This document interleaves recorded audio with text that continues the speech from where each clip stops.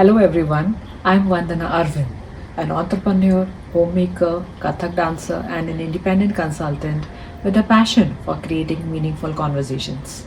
I specialize in organizing roundtable discussions like the one we are about to experience, where diverse perspectives come together to challenge assumptions and spark new ideas. It's an absolute pleasure to welcome you to this special panel discussion in honor of the 50th International Women's Day, since it was first officially observed by the United Nations on the 8th of March 1975. Today, we step away from the usual narratives and challenge some of the assumptions we hold about women's progress, empowerment, and success.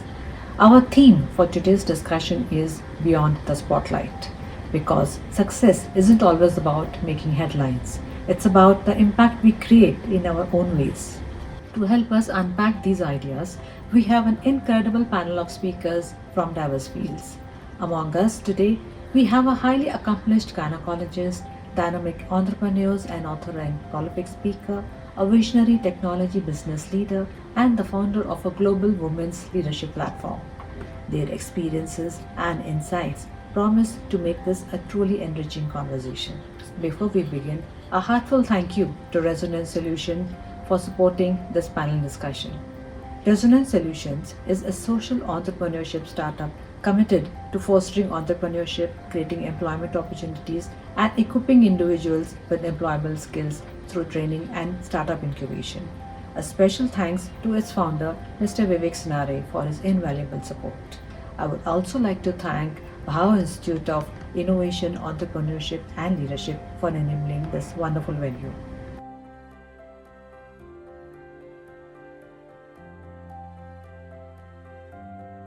We have with us Dr. Meeta Nakre, an obstetrician and gynecologist with an MBBS, DGO and FRCOG from London.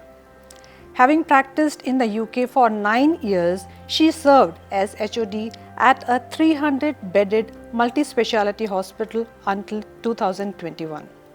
She then returned to India to establish Pune's first women-centric clinic. Beyond her practice, she is deeply engaged with 2 NGOs. She is also a wife, mother, and mother-in-law.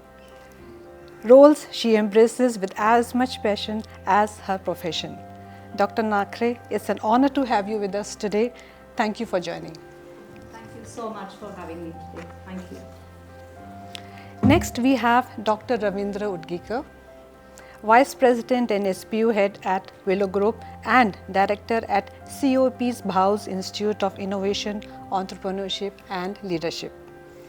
With a distinguished career that includes serving as Vice President at Praj Industries, he is a prolific speaker, author, mentor and advisor. Dr. Udgikar, we are grateful to have you here. Thank you for being part of this conversation. My pleasure, and it's such a delight to be with the fellow panelists on this prolific and very contemporary topic. Thank you. Joining us next is Dr. Rajni Vora, founder of WAH Women, a global women's leadership platform. She has led cross-functional teams across marketing, education, entrepreneurship, and consulting, driving business innovation at every step. In addition, she plays a key role in global projects and partnerships at Eco-Civilizations, working alongside former Slovenian Prime Minister, Deputy Prime Minister Violeta Bulc. Dr. Vora, it's a pleasure to have you with us. Thank you for being here. Thank you so much, Vandana. Thank you for having me here.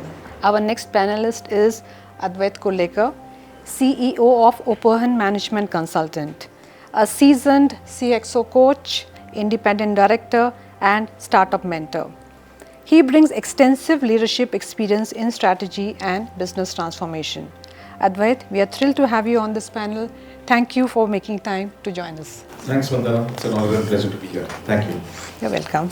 Last but certainly not least, we have Supriya Rao, an inspiring and self-driven leader.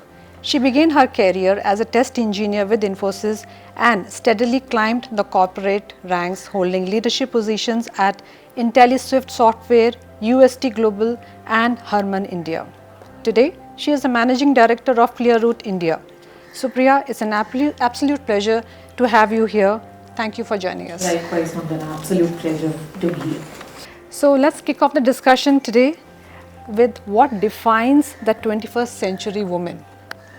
Is she part of a singular global identity, or do multiple realities shape her based on geography, cultural expectation, class? If it is the latter, do you see an imposition of a globalized idea of progress that does not fit all contexts? What are your thoughts on this? Hello, everyone. I think women in the 21st century are very adaptable. They are very fluid. They change to their demands. So they're not restricted by wanting one thing, whether it is professions, clothes, job requirements, homemakers versus, you have to do everything at the same time. Having said that, when this is the base of the pyramid, when we see women growing in their fields and trying to reach a certain zenith, that is the time they fall back on trying to find their original identities, what they would want to be. And I have seen over the last 20-25 years, so many women, young, trying to do their best, adapting so beautifully. And sometimes, like you said, it's not always reality. There could be myths as well. They think they can do it all, but sometimes they're not. But once they reach a level of certainty, security, power, position, then I think they fall back on what they would have want to be, that one identity they want to relate with. I actually tend to resonate with her thoughts. Just like there are multiple definitions of a success, I don't think you can stereotype a definition of a 21st woman in the 21st century. There are multiple facets to it. Indeed, we tend to look at 21st century women from the lenses of the Western world. But the reality is coming in that in our context, we have to look at far broader spectrum. And I think today's India redefines that definition of 21st century women. I totally subscribe to what my both panelists said, and because the truth of the matter is that we are such a diverse country in terms of demography, geography, psychology, culture, tradition, that it is next to impossible to achieve uniformity at the level where we could come up with one singular definition. Correct. So the plain and simple answer to your question is no, definitely no. We have not achieved a singular identity. There are multiple realities that exist in our country, but inherently we are one, we are same everywhere, be it North India, South India, East India or West India. Women are inherently same, we are cut from the same cloth, but yes, because of uneven distribution of the resources that we have, the social growth, the social development in different geographies, it is severely impacting the education and literacy level of the people, and that what makes us into a challenging phase, and that's what we have to solve it in this 21st century. Can I just add? Please. So now, many years ago there was a famous book and then became a theory called the world is flat. Yes. And the current geopolitical situation is that no, world is actually round. So when you talk of India and 21st century women, it is essentially, as we all know, there are two Indias, like India and Bharat. And it is, unfortunately, we believe India means, urban India and Bharat means rural India. There are a lot of Bharats in cities like Pune, Mumbai also. So one is the urban-rural divide, but most importantly, it's the socio-economic divide that defines what a 21st century woman is. And I agree with most of the panelists that there's no one definition of a 21st century Indian woman. Going back to your question in terms of Southeast, it's again a function of literacy, culture, and the social norms that are existing in every kind of thing. Literacy, and then, of course, last 10-12 years now, the financial inclusion part of it. So the moment woman, especially the Bharat woman I'm talking about, whether they are residing in Delhi or a Mumbai or a Pune, the Bharat woman, given the financial inclusion and the financial independence that they've got, whether it is Ladki Bahin or Ladle Bahina or whatever it is, these are recent things. but the financial inclusion part has given them that financial independence, and that has given them a different identity than what their past was. So that's another thing. So I also completely agree with all my fellow panelists. So there cannot be a singular definition Identity. for an Indian woman. It really depends on the socio-economic status, the background, the culture, the personal circumstances, right? And as some of my fellow panelists said, that the literacy rate in Kerala is the highest. So South India belt, if you see, so there's a lot of focus and emphasis on early education, right? Or there is a lot of focus on getting employment opportunities first and then getting married, which is vis-a-vis not could be the case in North India or even Northeast India for that matter. But that being said, today's India, a lot of women are seeing potential opportunities, a lot of women are getting good access to education, healthcare, employment opportunities. So there is a lot of emphasis on financially empowering the women as well. So a lot of women are taking financial decisions on their own in their household, right? Be it investing into stocks or mutual funds or being financially completely independent and achieving that FIRE number, right? Financial independence and retire early. So the women, a lot of the women in the households I see are taking a lot of these decisions today, and that itself is so empowering, right, and endearing. So I do agree there cannot be a single definition for women in India, but I do see a lot of these women getting empowered in all nooks and corners of the entire India. So all the Bharatiya women. I want to add that when you say women of the 21st century, I think a lot has changed in the mindset of one generation above. Because the mother and mother-in-laws now have changed their mindset about their daughters and daughter-in-laws. It's just taken for granted that these girls are going to be educated, they are not going to marry early, they are going to make a life of their own. And that mindset is not, you cannot call a 65-year-old the woman of the 21st century, but I do. Because they are the ones who are actually also silently making the change which is now being implemented with this generation. With this generation, The very true. freedom has not come alone for an 18-year-old girl. The freedom has been given by her parents, both men and women. I mean, a lot of parents have changed their attitude for a single child. Correct. That urge to have one boy after X number of girls is gone down. I mean, whether it's government policies or otherwise, it's seriously gone down. And a lot of government schemes have definitely helped because there are lots of initiatives for that. But the girl child is actually celebrated, which is a good change. Good change, definitely. And agreeing to doctor's point, so there's a lot of women, mothers-in-law supporting their daughters and daughters-in-law. There's a lot of support ecosystem that's being created around them. So if someone is going to work, there's a support at home, house help. There's someone to take care of the baby, or there's someone to take care of the elderly care at home, right? So there's a lot of support ecosystem that's also been created these days. And she's absolutely right that this freedom has been ingrained right from our childhood. So that is when we see the 18 and the 20-year-olds gaining freedom. It's because of the one generation above, where both the parents, including the man and the woman, have ingrained this deeply into the upbringing and the culture. When it comes to empowerment, Supriya, maybe you can throw some thoughts on this. There is, it's a different definition for rural India, for urban India. Do you think the pace, the way they have evolved, the urban woman lady and the rural India, women from rural India, do you think it has grown, or have they been given enough equal opportunities and enabling them to grow at the same pace? What are your thoughts? I would disagree saying that both have been, given the equal amount of opportunities and they are growing at the same rate or pace. I can definitely see the urban women growing at a much higher pace. But given the free access, to good education, healthcare, ample amount of opportunities, just being in an urban state, right? Whereas women in rural areas might not have that much of an access, right? Due to various societal norms or due to, ingrained patriarchal norms that, a woman has to serve the household, take care of the kids, look after the kitchen, take care of the elderly care at home, elderly parents. And then, of course, if she wants to work, but of course that's improving, but not at the same pace or rate that what we see with the urban women.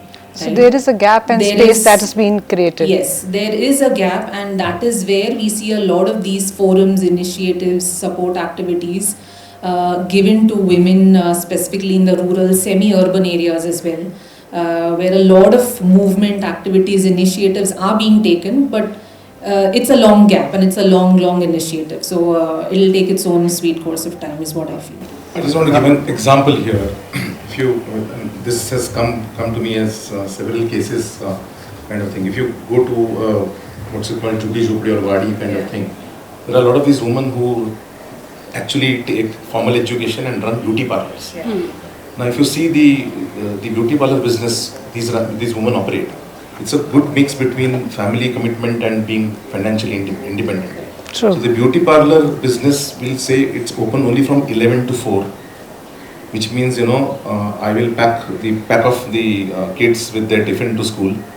Then my husband will go for his job, and then I have my 4 or 5 hours of free time. That's when I'll run my business. And these typically will be Thursday closed, because the husband works in a factory which is Thursday closed. I'm talking about Pune. Oh. And therefore it has to be Thursday closed because the husband is at home. So it's a very unique kind of mix between, how do you manage familial commitment but still be, I'm in a way alluding to your point, I'm allowed to run a business while I don't have any familial responsibility. This reminds Well, me of, sorry. I tend to think that there is no doubt that the perception is women in urban India are progressing faster than perhaps women in rural India. But then our perceptions, our thoughts are shaped by what we see, hear, listen, all the time. And in the urban areas, there are enough and more cases to dominate our opinion making by way of corporate leaders, politicians, film stars, sports, athletes and so on. I have a view that there must be equal or more number of stories in rural India which are waiting to be unearthed. Just that the yardstick of success has to be different, number one. I don't know whether there is a scientific research or a study which actually gives objective answer to the question that you are asking, whether women in urban India are progressing faster. But I would like to believe that the more we explore the rural parts of India, the more success stories will come across. Indeed, the yardstick of success, the definition of success could vary, right? But there is no denying of the fact that majority of labor coming from rural parts in search of employment to the urban areas for employment leave their families behind, mostly to be raised and taken care by the women. They run the households without men here, So I tend to think that it will be a little bit presumptuous to conclude that women in the urban areas grow faster. You have politicians who are seeing all the time in newspapers, you have corporate leaders, and you have all this DEI and some of these initiatives where you have so many women leaders in corporate world and in other areas on your face all the time. Such stories from rural India in my mind are untold. And I think there is a site called Better India, right? I mean, if you look at many stories in that Better India, they are from women in rural households. I think the right yardstick would be to gauge the progress that has happened in last 30-40 years, especially post-liberalization after 91 and post-globalization, would be to compare rural women with their previous generation, with their mothers, with their grandmothers, where they were and where they have reached, instead of comparing them with the urban women, because this is absolutely, that would be unjustified and unfair given the inequalities that are prevalent in our society. I agree and I don't agree. In the sense, generation to generation, I think what we are talking here is a pace of change. How fast are they? So if the generation is far too much a time horizon to compare, I am saying that the yardstick need not be generation to generation. The yardsticks need to be different. It needs to be evolved. It needs to be unearthed based on the circumstances, situation that women in rural India face, uncertainties, climate calamities, lack of facilities. They still keep the households going. I mean, we can talk at length about it, but what I'm saying is we get carried away, and rightly so perhaps, because we, like I said, the opinions are shaped by what we see, read, hear and hobnob with. And here we are in the rural, urban part, seeing these successful women all the time. But I don't think we should underestimate the success stories from rural India. No, absolutely not. And one such success story that I want to share, I was reading a news some time ago that a small village in Ahmednagar, right, there was a marriage that was supposed to happen, and the groom and the bride were all ready, and the groom was supposed to come along on the venue, right, towards the venue.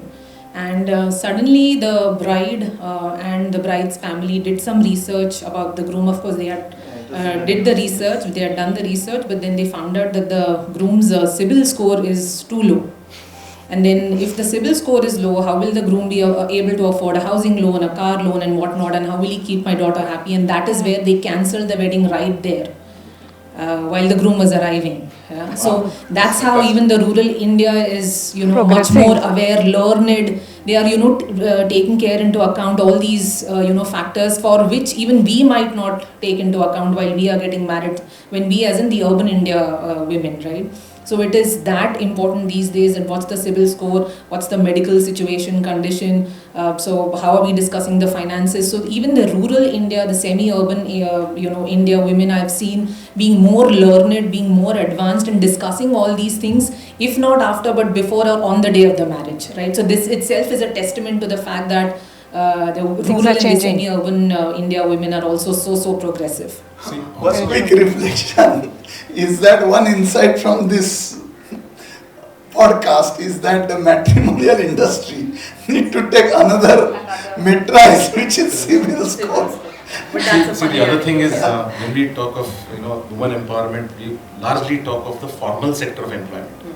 If you look at the informal sector of employment, I think women are leaps and bounds ahead. Correct. Exactly, but nobody is talking about it. Nobody talks about it. Look at America, most of them are women. If you look at the entire informal, which is the maid, housemaids kind of thing, they run their households, where unfortunately the husband is somewhere in the gutter, having drunk from the wife's money. Anganwadis. No, and that's precisely to Advait's point. That is precisely because of the underrepresentation of such women on media. Yeah. In media houses, they only talk and celebrate the corporate leaders. They are not celebrating the women doing blue collar jobs and vocational courses and trainings. All such stuff. That's only purely because of the underrepresentation in media, and that's maybe being run by the political powerhouses or whatnot. I think we are making mistake of recognizing only organized sectors where women are functional, and especially we are specifically talking about literate, educated and so-called urban women. But I think if you look at the data, as we are a country of agriculture, 80% of the women are giving their contribution in agriculture, whereas as a stereotype, we have always been shown Kisan ki photo, the picture of Kisan, farmer, mere desh ki dharti. So I believe that, like sir also made the point that our household helpers who are coming and offering us immense help in our day-to-day life, and because of them we have been able to go to our offices.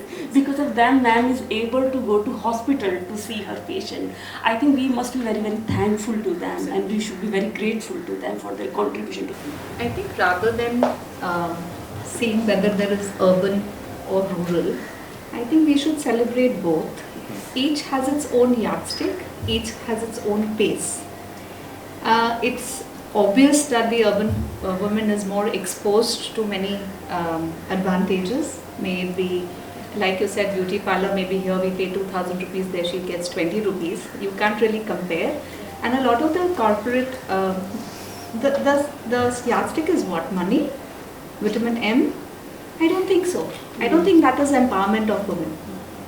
When a woman is allowed to make her own decision, that is empowerment. It's not vitamin M. So more and more young girls who are coming to study from the rural areas into hostels here, doing part-time jobs. There is, I was just talking to you when I said I've done a little bit of work with few NGOs. And the big thrill on their face was when they got their money as their stipend to say that I will buy the soap of my choice. I mean, what a small thing.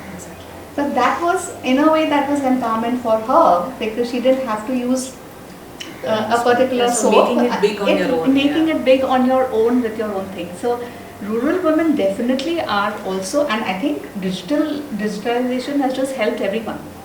That's another forum where rural women are actually voicing their opinions. Maybe True. in a different language or a different dialect, but it's there. So I think the yardsticks are definitely different, and it's a little unfair to compare urban versus rural, but we should compliment the rural for doing so much better as well. Absolutely. The change is happening. Against definitely all odds, breaking all. So maybe I'll close this discussion with one example that I have in my mind. There are government initiatives like Atmanirbhar Bharat, where they have 70 case studies of rural women who have done extremely well, but we never hear about it, we never speak about it. I think we have to ensure that all these cases are also brought in and spoken about, and that's how we could enable and ensure that there is a fair treatment. That's And exactly the point I made. So exactly, yeah, that's how that thought came to my mind. celebrate them, yeah. And they can play a role model for younger. Absolutely. I just saw a government ad which talked about something called drone didis. So the government has actually appointed women, Mrs. Kisans, yeah, if I can use that word, and they've been trained on how to operate a drone, and then they sort of operate the drone in the nearby field to check the pests and that kind of thing. And these are called drone didis. These are government aided kind of things. So amazing. Yeah. Affirmative action policies aim to level the playing field for women. But do they really achieve that goal? Do such measures create true opportunities, or do they unintentionally reinforce stereotypes about women needing extra support?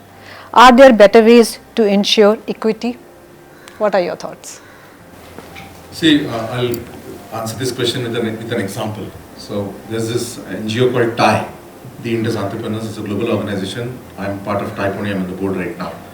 And one of the things that we do is a competition for women entrepreneurs called TIE Women. And our vision for that competition is that sooner than later, we will not have a need to have this competition. Perfect. Which is perhaps answers your question. Absolutely, I agree to that.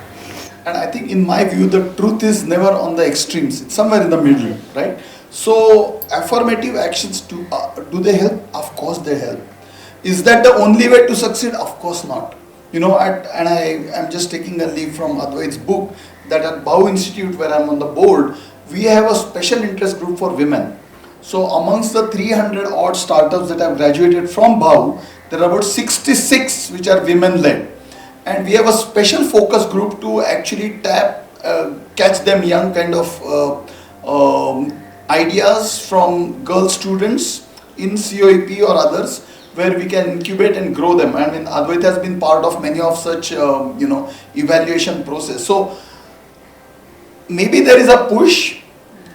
Can they do without push? Perhaps they can do without push. Is the push unwarranted? I wouldn't say so, because many of them had never thought of entrepreneurship as an option, as an example. But when you're doing incredible project in your engineering days, and that project is worthy of experimentation to go to the commercial scale or trying POC or pilots, probably that's where institutes like early stage tech startups like BAU, which are Government of India, Department of Science and Technology supported, play an important role. So affirmative actions are necessary. They don't necessarily come as the only incentive for women to progress. There are cases where girls without such help have been able to strike it big, but any help is welcome. And I also 100% subscribe what Advait says, that we are looking forward to a time and date where there is nothing in special has to be done to identify women entrepreneurs or give them some incentives to, make it big. So I think the truth is somewhere in the middle, and I think we are, Reaching. and he can agree with me, that we are progressing in that direction. Absolutely. At BAU, we are seeing year on year, there is an increasing number of girls and women trying to enroll and trying to see how they can do their startup. It are in different tech areas, and one success story, it has a dominoes effect, no?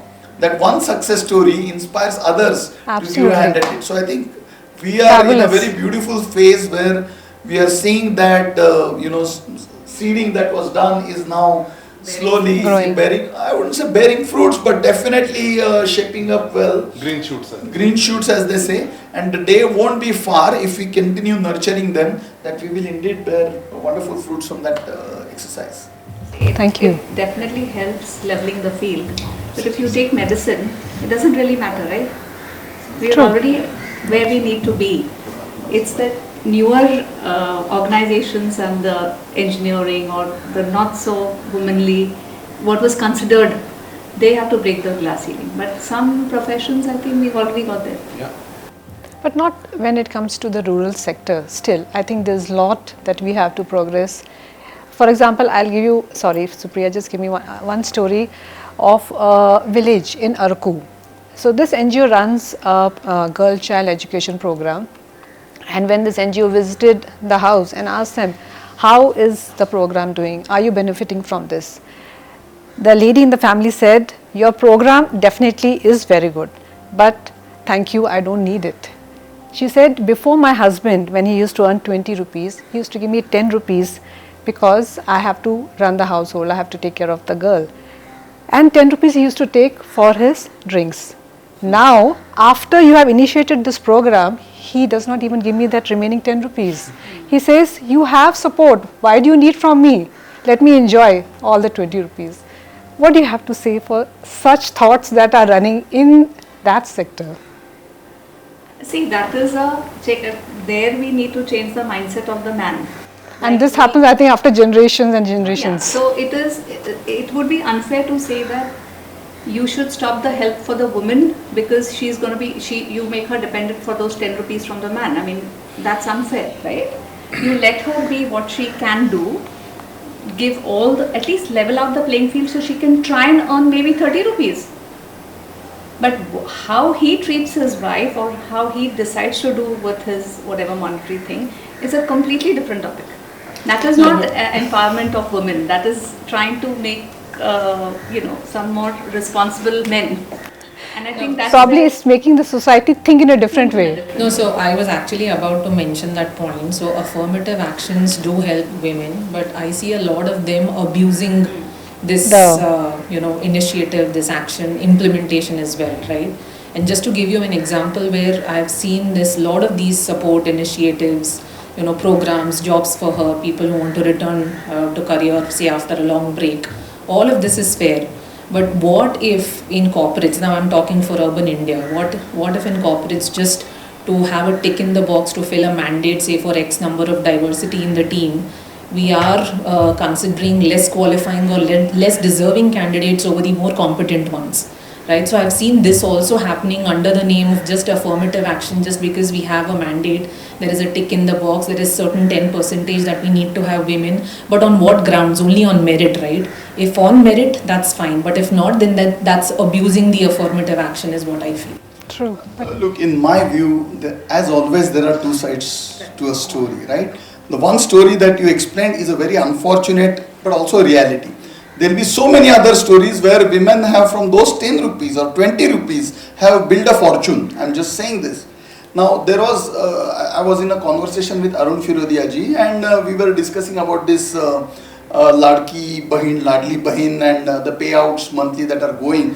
And one of the things we were talking is this will create social unrest because you are actually paying them 1500 rupees, 3000 rupees and saying that this is what you are. And we came to, at the end of the discussion, we came to the conclusion that those incentivization, that affirmative action to actually help better her life cannot have an effect of contentment, which means she is worth maybe 30,000, 3 lakhs, 30 lakhs or even 3 crores if she puts in effort. So if the incentivization results in quenching the fire in the belly, if that brings contentment, then that's a bad incentivization program.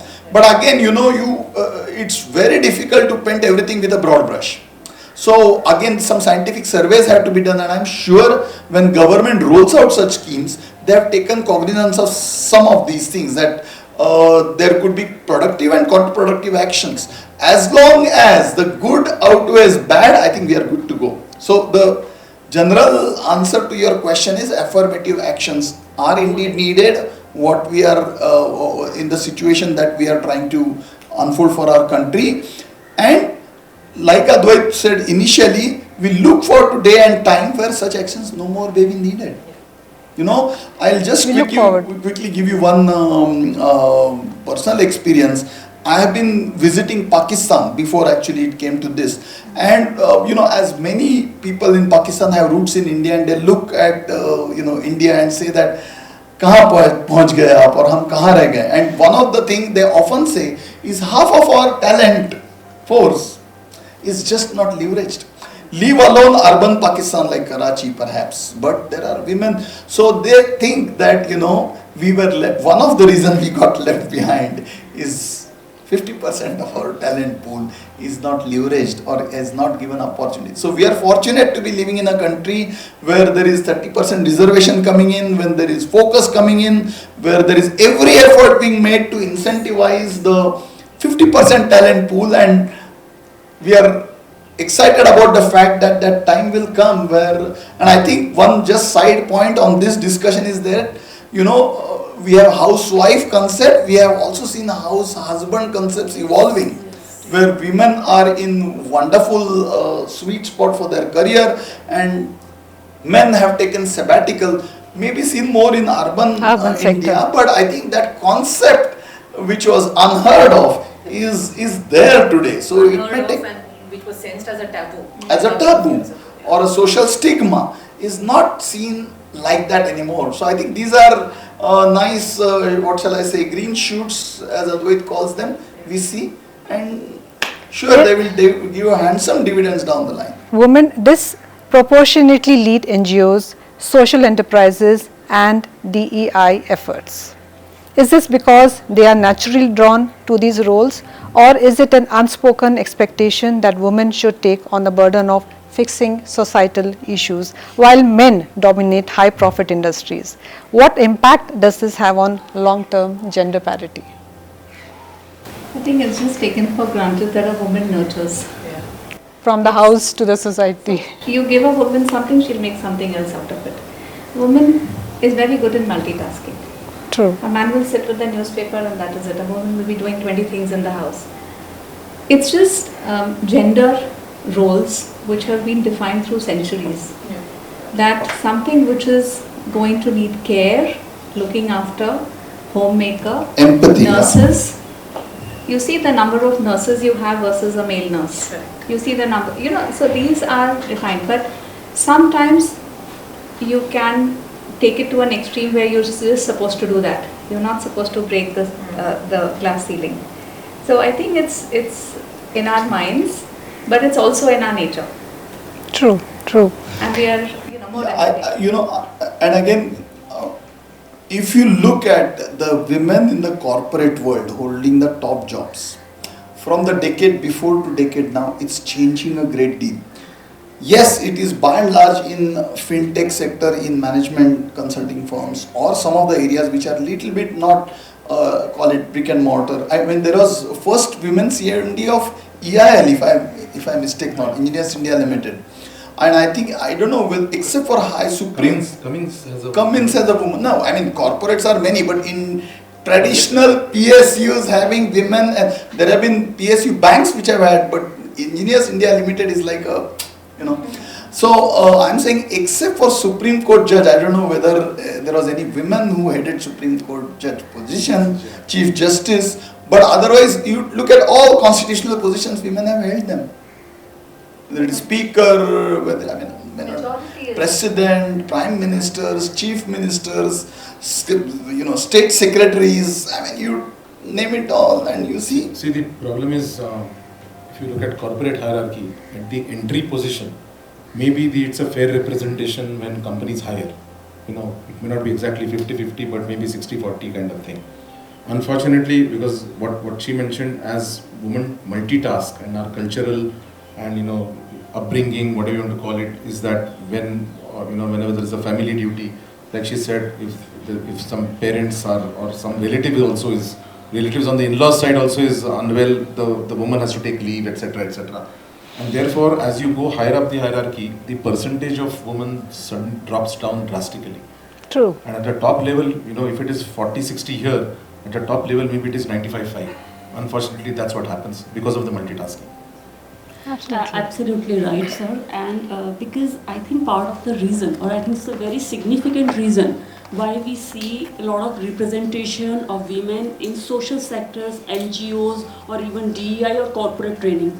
If you open the LinkedIn profile, for most of the women who are in the age group of 30 to 50, you will find that they need flexibility to take care of their families, because they cannot get rid of those roles. In some families it is not feasible. They do not have at times reliable resource on which they could rely 100% and leave everything.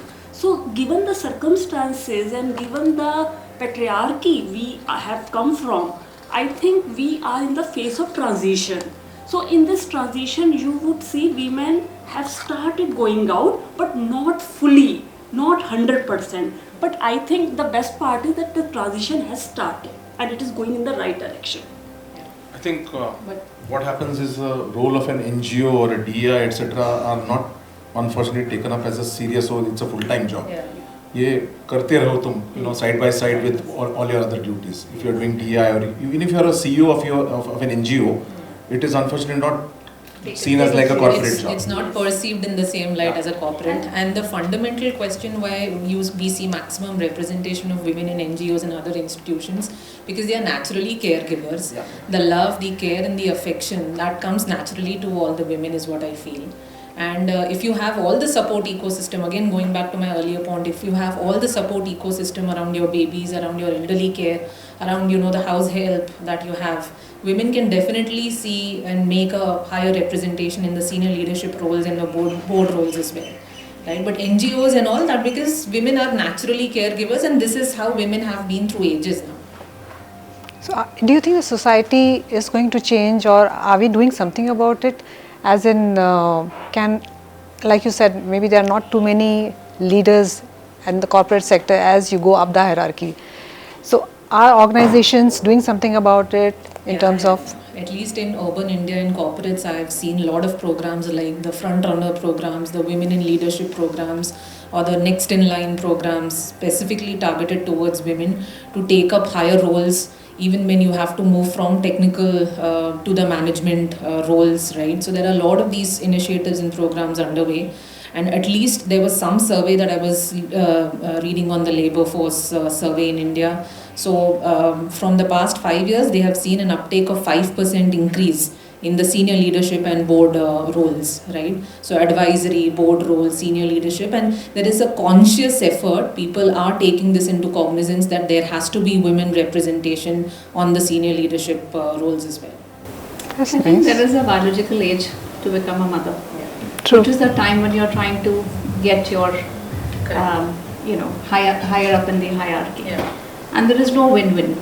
You can either be a very content homemaker and mother and be a proud mother, or you can rise up the ladder and feel like, oh, meri shaadi nahi hui, but I'm VP today. So the balancing act, and I think most corporates now have a very flexible maternity policy, which I must congratulate them for. There is a lot of work from home allowed. And if COVID taught us anything, it is that we could survive from working from home. So that I think is now being incorporated, sometimes misused by women. I say that. But in the sense that they can do their role flexibly, making sure that they're getting the best of both worlds. It's a blessing in disguise. It's a blessing in disguise, yeah.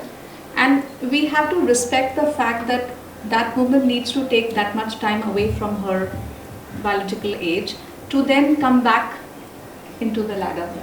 And that should not be held against her, that, oh, she has to leave at 5. Yeah, her children need her. I mean, the other thing is, I think a lot of schools are now encouraging the younger generation to think out of the box.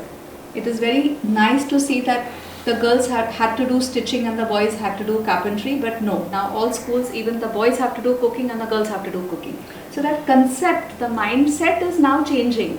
So if that generation sees that my mother worked all her life, the boy also sees, a young child sees, then he's automatically going to change his outlook to the rest of the girls in his class. So it's a generational thing. Do you think the maternity policy that we have hampers women's growth? It doesn't hamper the women growth, but I have seen cases where, women coming back from maternity are not given the right bonuses, performance appraisals, and so on and so forth. And even there is gender pay parity, right? True. So even when man and woman trying to aspire for the same role and a senior leadership role, the man would be paid much higher than the woman, and there could be easily a gap of 15-20% in the wages or the salaries, right? Right. And I've always been fortunate to have not been, hampered by the maternity policies or leaves, but I've seen certain examples of certain organizations where they have, not seen women coming back from maternity in a good light. They have been kept on bench, not assigned projects, because they feel that there is a gap or there is a loss from the current market trends, and she needs time to come back, and then they are given certain roles that doesn't add much value, right, on the engagement or to the customers. So they are given some back office or back end kind of automation tasks that doesn't make much sense. So I'll share two examples here, one perhaps contradicting to what you just mentioned, but my own experience. I do a lot of compensation related work with my clients. Nice. And I haven't seen, maybe touch wood fortunately, that there has been any difference in terms of pay just because somebody is male and somebody is a female kind of thing, thankfully. At least maybe I've been fortunate to work with those kind of clients and not the other. The other question about maternity leave, having worked also with large number of MSMEs, from their perspective, and I'm not sort of justifying there, but to be fair to their view or to give voice to their view, what they say is that, the employment eagerness to employ young, unmarried or just married females in MSMEs has drastically gone down. That is true. Because they say that, okay, she's eventually going to get married, within a year, maybe she's going to get pregnant, and then officially have to give 6 months leave, which is legal. Exactly. And they can't afford to have a 6-month paid leave because work can't stop, which means they have to hire somebody else. Yeah. And when the woman comes back from her maternity leave, what to do with her? Correct. That's a very practical thing. I'm not saying it's wrong from a legal perspective. It's a practical challenge that these MSMEs face because of the cost structure that they live in. Again, I'm talking of, say, for example, auto component companies in and around Pune. Their cost structure is totally transparent to their OEs, and they literally get stretched. And therefore, there's no scope for having any kind of extra contingency in terms of extra manpower, etc., etc. And that's a practical problem that is there. So what are we doing about it? So just by no means it is to justify that growth gets impacted. I think she touched quite a few points. First, what happens from my experience is the context changes when you are out of work and you come back in after 6 months, 8 months. The paradigm shifts have happened at workplace, whether it is project, technology. So she rightly pointed out that the company believes that she needs time to catch up. More often than not, other side, we have also seen that women have different priorities also. So you can't have cake and eat it to that situation. And finally, we are in business, like Advait said, people who can afford to have policies which are the blue chips and multinational companies to, keep the chair warm so that she returns, she just picks up. And there are companies which are facing hard reality of existential threat because the people, especially women who are coming at the leadership or a senior man, will not come with a small paycheck. So, we have to see it in a holistic manner. So there are two sides to a coin, and we can't, because we are debating on the Women's Day, we can't just talk unilaterally. We have to talk in the same breath what could be the reasons, because even at the management level, there are decision makers who have spouses or who have daughters. So they are also very empathetic to the situation, but they are also answerable for the result. So we have to look at the big picture. And we have to talk pros and cons in the same breath. Can't keep See, it flashing is the. Also that if as a woman I go on maternity leave, after the maybe 2-3 months or kind of thing, but at least 1 or 2 months before I want to join back, have I kept abreast in terms of what's happening? Because everything changes. By the time I don't go back to the same office because so many things have changed. But if I don't keep in touch with my colleagues, or I read or do some Update kind myself. of kind Take of thing. some courses or certifications. See, but the only point I want to make here is there's a lot of these biases, towards women, specifically when they're coming from this break or maternity, right?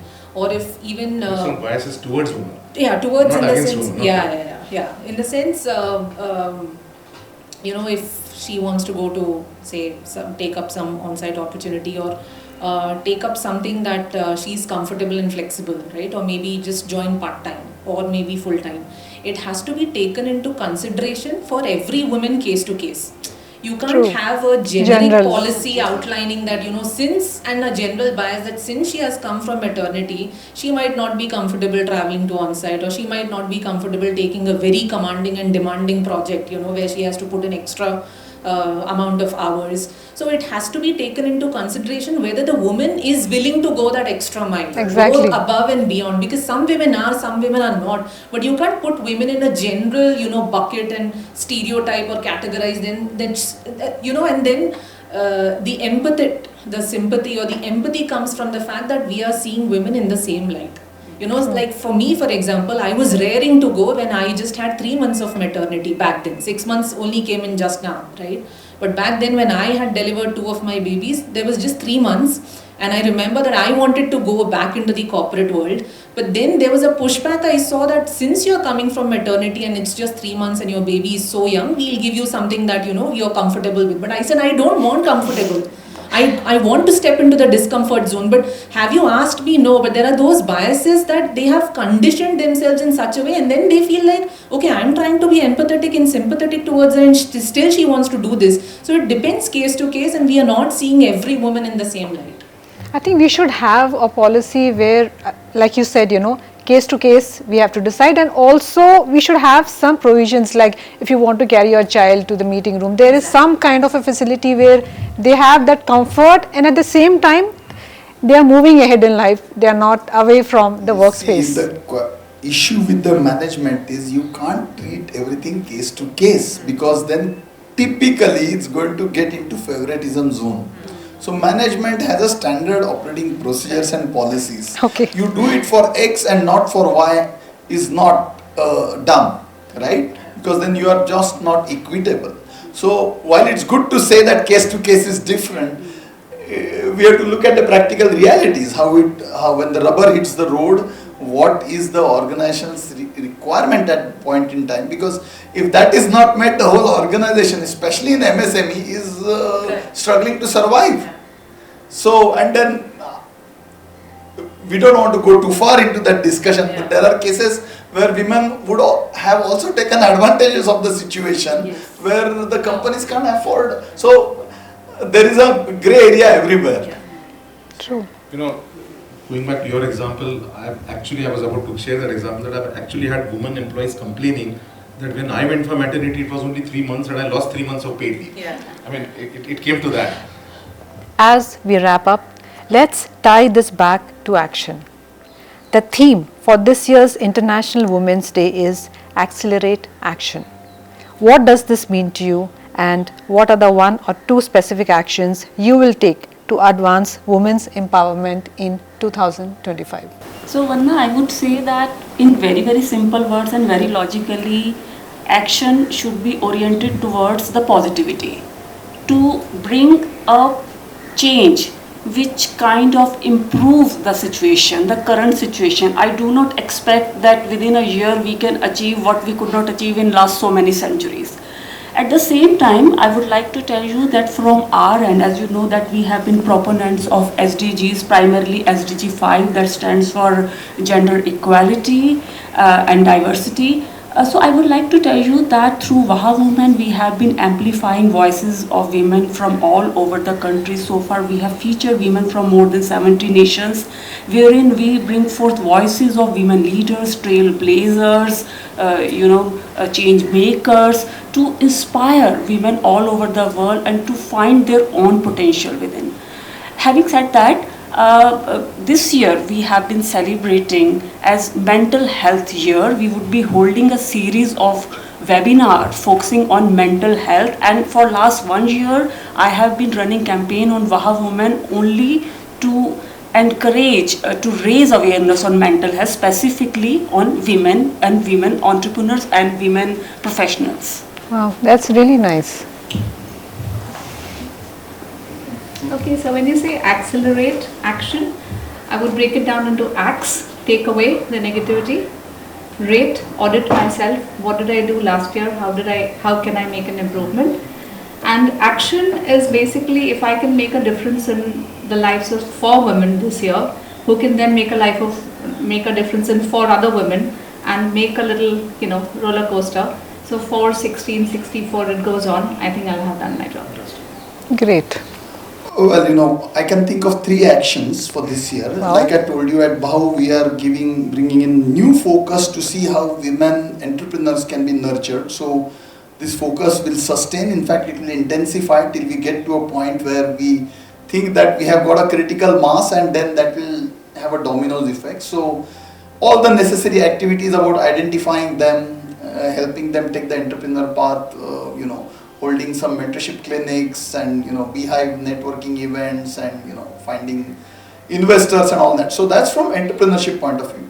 In my I'm connected with academia a lot. I sit on as an academic reformer in several board of governances and advisory boards, where I've taken on myself to actually identify bright girls and actually help them see that they don't need affirmative action to be able to succeed, but they are just as equal or as good as the boys are, and especially to encourage them to take up non-IT careers, because end of the day the whole game is about the manufacturing sector needs to grow so that the service sector can support them. It's very easy to find women taking information, fintech, software, IT kind of jobs. Not many are coming into core manufacturing jobs. So if there is any work that I can do in that regard, it would be really, really fantastic. And the third is, of course, at work, we are trying to see how we can mentor women workforce talent without lowering the bar. So the benchmark won't be lowered, but yes, the mentorship and the guidance and coaching will be available for them to step up their game. So really no special treatment, and I don't think one should advocate a special treatment. Yeah, exactly. You have to just show the path. So I think Makes on sense. entrepreneurship, on academia and at work, these are the 3 actions I'll take. Thank you so much. Yeah, for me personally, International Women's Day 2025 Accelerate, my 2 action items for the women that are part of my organization are particularly invest in their learning and upskilling and cross-skilling. So learning and development and certification programs. So they take on more with less, right? Which is one. And second is making them financially sound and independent. Because even when they are working in corporates, most of the time it so happens that how to invest, where to invest, those decisions are taken by their spouses. And I want to be enabling and empowering these women to have a voice of their own and especially be financially independent and sound, along with investment in learning and upskilling themselves. Definitely. So in my professional life as a consultant, I can do very little because I work with clients and I don't have any executive role at my client's place. But what I can do where I'm on my own, which is on the voluntary side, is specifically encourage more and more women entrepreneurs, like Ravi was mentioning, as part of TIE. And my tagline, if any woman entrepreneur asks for help, is anytime, always. Wow. It's like that. The That's other thing nice. is I am also part of another NGO which is called Catalyst, and they are working with girl STEM students.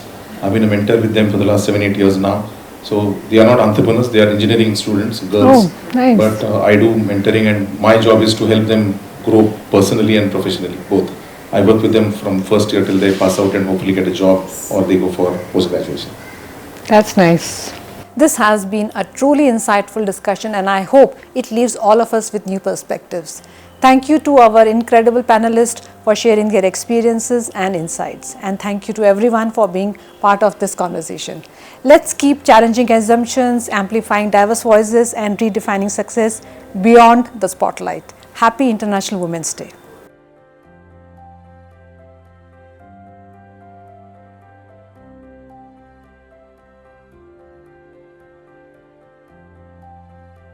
Hello everyone. Resonance Solutions, the organization social entrepreneurship startup dedicated towards entrepreneurship, employability and skill development, is taking various initiatives to nurture entrepreneurship and employable skills within the youth of country. As a part of various activities of Resonance Solutions, we are starting Resonance Talk, a podcast series which will address, encourage, motivate youth of India to participate in the mission of making Viksit Bharat. I congratulate my colleague Vandana to start this Resonance Talk podcast series on the occasion of International Women's Day.